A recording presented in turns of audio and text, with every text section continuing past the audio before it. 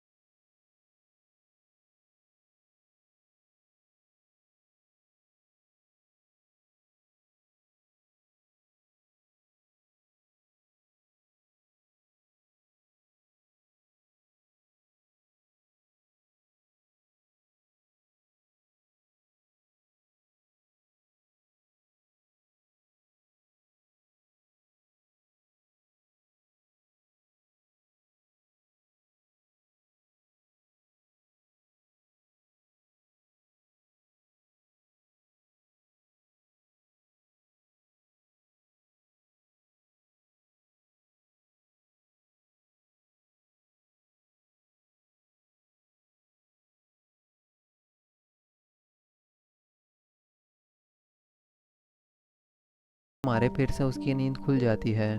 फिर वो बाहर टहलने के लिए चला जाता है। यहाँ पर हमें पता चलता है कि वो हर रात बाहर क्यों जाया करता था। वो बाहर बियाओ को देखता है जो फूल को देख रही थी, फूल को तोड़ रही थी। जाओ फेंग आकर उसे रोकता है और कहता है कि इन खिलखिलाए फूलों को तुम क्यों तोड़ रही हो। बियाओ उसके पास आकर कहती है, मैंने इस फूल को तोड़ा है, दर्द तुमको क्यों हो रहा है भला? मैं इस फ्लावर को सूंघना चाहती हूँ। वो ये सब मजाक में कह रही है, जिस पर ज़ाओ फेंग सीरियस होकर कहता है कि फ्लावर्स को भी दर्द होता है और देखो अब ये फ्लावर रोने भी लगा है। उसकी बात को सुनकर इबाऊ हंस पड़ती है और कहती है कि मैंने पहला कोई वॉरियर देखा है जिसको फूल के आंसू दिख रहे हैं। फिर वो मजाक में उसका नाम पूछती है, जिस पर चिढ़कर ज़ाओ फेंग अपना नाम बताने से मना कर देता है। फिर उससे पूछती है कि अच्छा बताओ, मैं तुमको ज़्यादा सुंदर दिख रही हूँ या ये फ्लावर? जिस पर शर्माते हुए उसको वो सुंदर बोल देता है। वो उसका मजाक उड़ाते हुए कहती है कि मुझे बचपन से सभी ऐसे ही कहते हैं। फिर ज़ाओ फेंग चिढ़कर वहाँ से चला जाता है। ये एपिसोड यहीं पे समाप्त होता है। बाय बाय दोस्तों, मिलते हैं अगले पार्ट में।